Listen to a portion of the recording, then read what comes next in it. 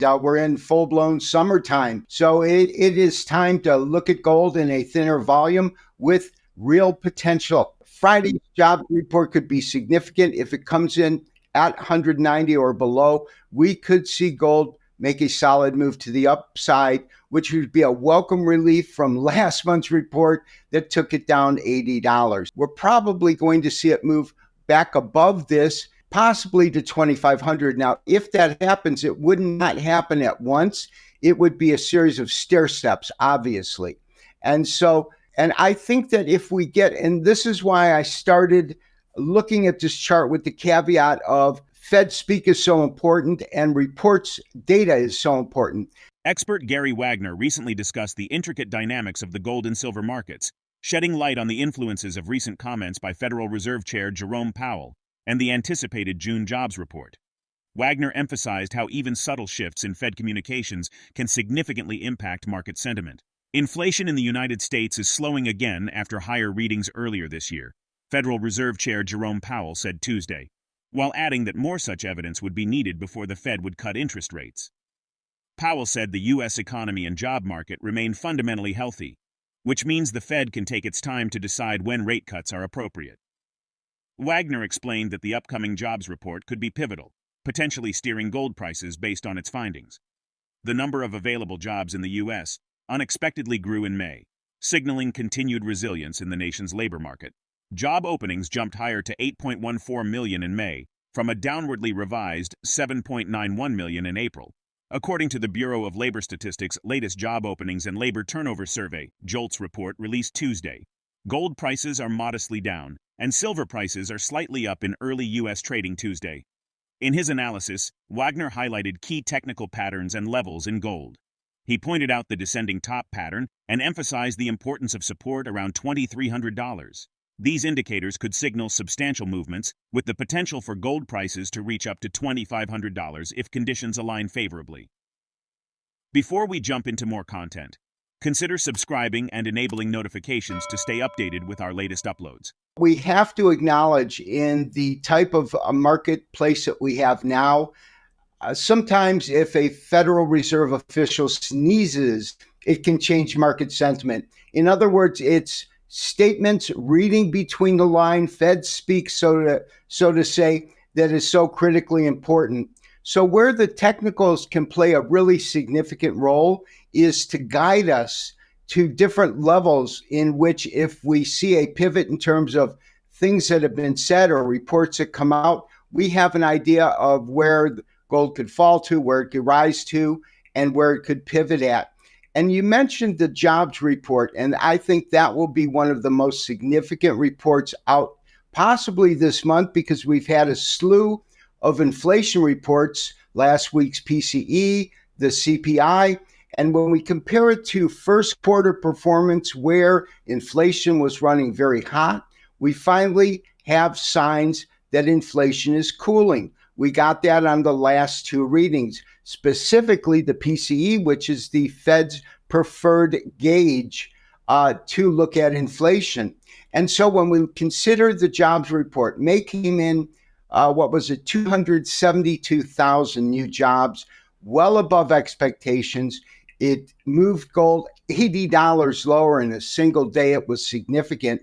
And the early forecasts for Friday's report is that it will come in a lot softer at 190,000 new jobs added. And that's one of the things that Powell addressed. He said that they are seeing signs that the economy is slowing, that inflation is cooling, and the labor market is contracting.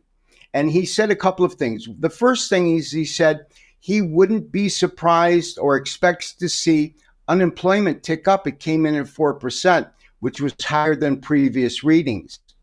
But the fact that the number of new jobs added, if that report bears fruit, in other words, they're spot on as they were with the PCE, that would be significant, because the Federal Reserve says that they need to see more evidence, and what they're seeing is solid right now. They just need more of it. That would be the more of it, so to speak. So Friday's job report could be significant. If it comes in at 190 or below, we could see gold make a solid move to the upside, which would be a welcome relief from last month's report that took it down $80. Now, as it pertains to gold, we have recognized a pattern.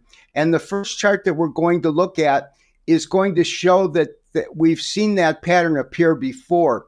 And that is this pattern that occurs really between November, December, all the way up to about the end of February. And it's a descending top, meaning you get a series of lower highs, but you get a flat bottom, in other words, equal lows. And this particular pattern, as you'll see on our next chart, can indicate a breakout to the upside or downside, but it depends where the trend was previous to the formation of this pattern. So in the case of this one instance, we had a strong uptrend.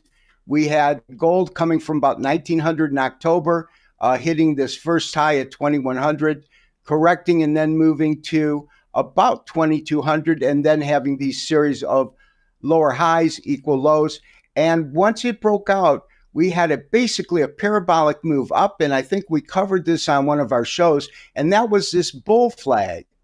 And the bull flag is another type of consolidation pattern, and it's a bull flag because it's coming from an uptrend, and again, it's a continuation, which brings us to our current take on gold, which is this. This is the stuff we talked about before.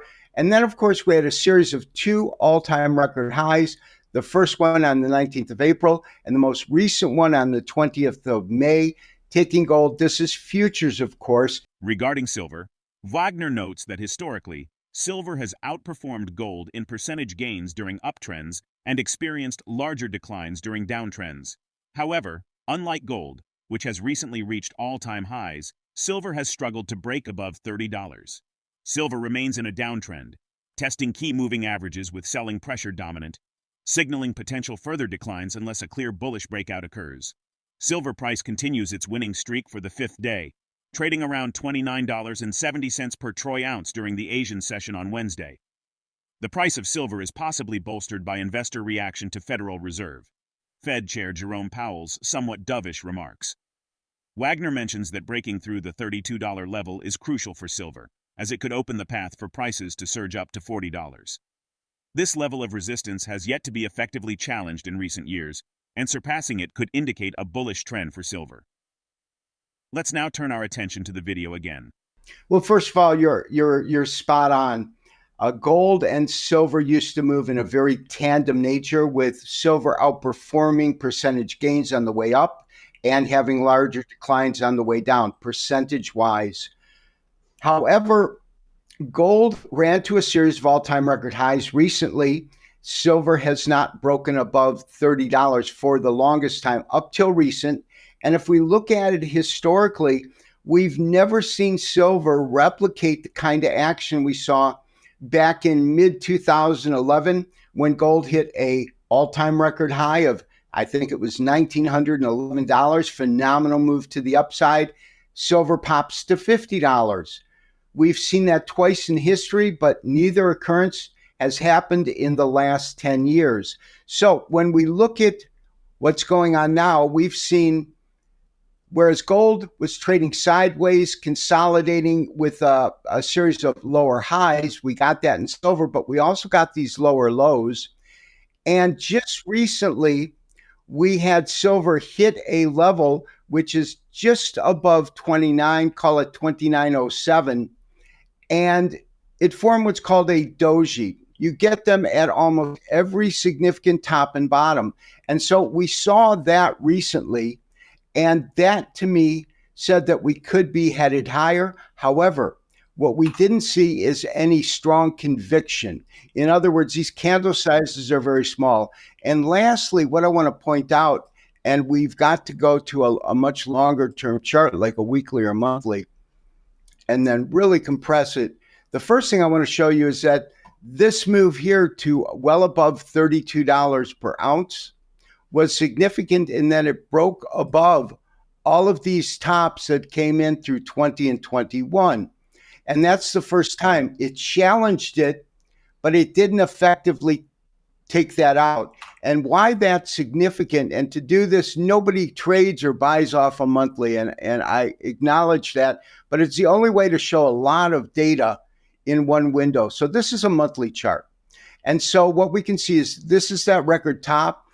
I remember this as if it was yesterday, which is a period of 2012 to 16, because gold went from 1900 down to 1020 at the low.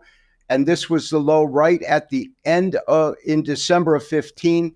And you never saw it repeat. The only challenge in silver came in really September 2020, February, March of 2021.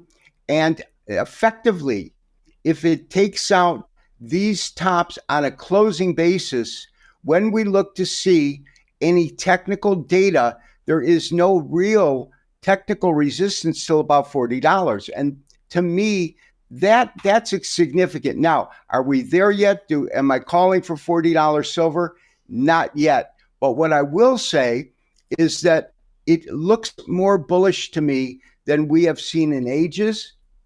And silver to me has been, except for this move really from 23 up to $32, which is about a 30% move, which was huge. We have seen silver trade under pressure more than gold, not only in percentage drawdowns, but move out of that tandem nature. Over the last 2 months, gold has been stuck in a well-defined daily range, with neither buyers nor sellers able to take control of price action. The daily silver chart is different, with a 5-month series of higher lows and higher highs still in place, suggesting higher prices in the weeks ahead. Gold's range and silver's trend both remain in place and may offer reliable setups for Q3. Overall, in 2024, it is projected that silver will average $34.07. JP Morgan expected silver to trade around $30 in the fourth quarter of 2024, following gold's uptrend supported by the Fed's cutting cycle and falling U.S. real yields. Looking at historical price movements, how do current trends in gold and silver compare to past market cycles? We want to hear from you. Feel free to leave your thoughts in the comments, give a thumbs up if you liked what you saw, and subscribe to stay connected with our ongoing exploration.